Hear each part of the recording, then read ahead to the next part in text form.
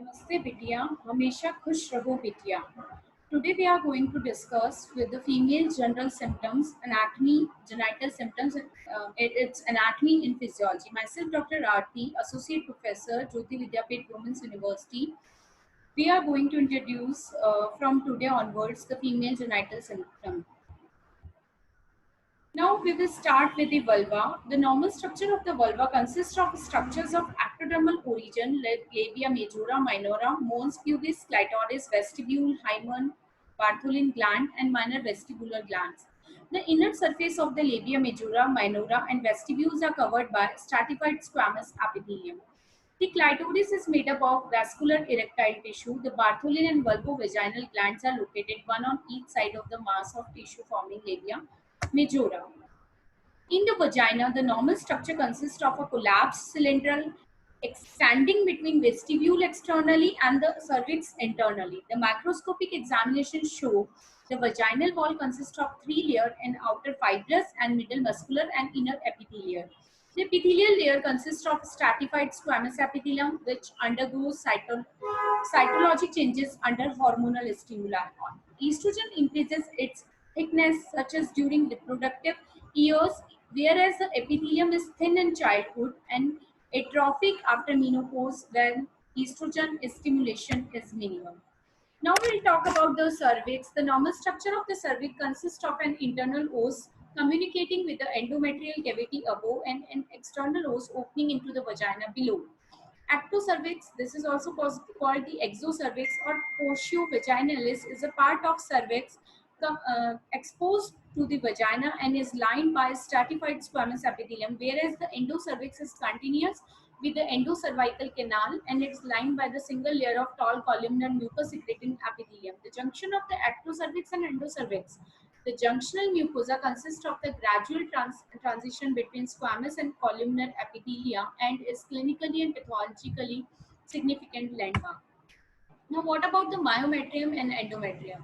The normal structure of myometrium is a thick muscular wall of the uterus which is covered initially by uterine mucosa called the endometrium. The endometrial extends above the level of internal os where it joins the endocervical epithelium. The myometrium is capable of marked alteration in its size, capacity, contractility during pregnancy and labor. The endometrium responds in a cyclic fashion to the ovarian hormones with resultant monthly menstruation and has remarkable regenerative capacity. The fallopian tubes having the normal structure in which the oviducts and fallopian tubes are paired structure, each extending from the superior angle of the uterus laterally to the region of the ovaries and running in the superior border of the broad ligament, forming mesocycle. Each tube is 7 to 14 centimeter long and is divided into four parts. The interstitial portion in the uterine coronal wall, narrow ischemic portion, wider ampullary region, and penile-like distal infundibulum. The infundibulum is fringed by fimbria. Microscopic examination show the wall of the tube has four coats. The serous forming the peritoneal covering. The subserous consists of fibrovascular tissue, muscular composed of longitudinal and circular smooth muscle layer. And the tubular mucosa having three type of cell, namely ciliated, columnar, and dark intercalated cells. The normal structure of the ovaries are paired bean-shaped organs hanging from the either tube by a mesentery called the mesovarium. The lateral suspensory ligament and the ovarian ligament, each ovary measure 2.5 to 5 centimeter in length, 1.5 to 3 centimeter in breadth, and 0.7 to 1.5 centimeter in the width and weighs around 4 to 8 grams. The microscopic examination show the ovarian structure consists of covering by celiac epithelium, outer cortex, and inner medulla. The coelomic epithelium, the surface of the ovary, is covered by a single layer of cuboidal epithelial cells. The cortex shows that during active reproductive life, the cortex is broad and constitutes the predominant component of the ovary. The cortex contains numerous ovarian follicles and their derivative structures. Each follicle consists of the central germ cell ovum surrounded by a specialized gonadal stroma. This stroma consists of granulosa cells encircling the ovum and concentrically arranged clump spindle-shaped theca cells.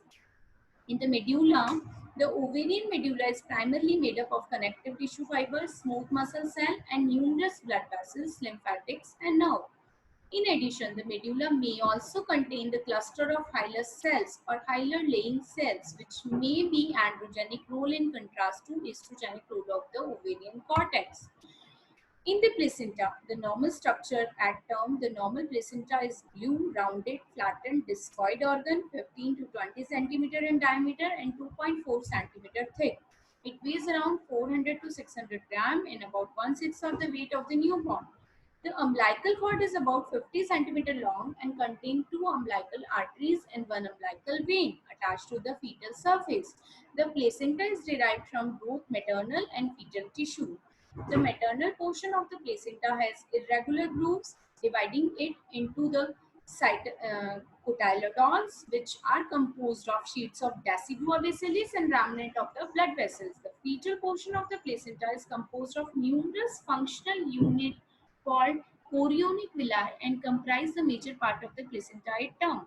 The villi consist of a loose fibrovascular stromal core and a few phagocytic Hofbauer cells. The villus core is covered by an inner layer of cytotrophoblast and outer layer of syncytotrophoblast. This is a reference I covered, and this session is powered by digital session version 2.0 Jyoti Vidyapeeth. I hope you will enjoy this session. If you have any query, please mention it in comment box. Thank you so much. Bye bye. Take care.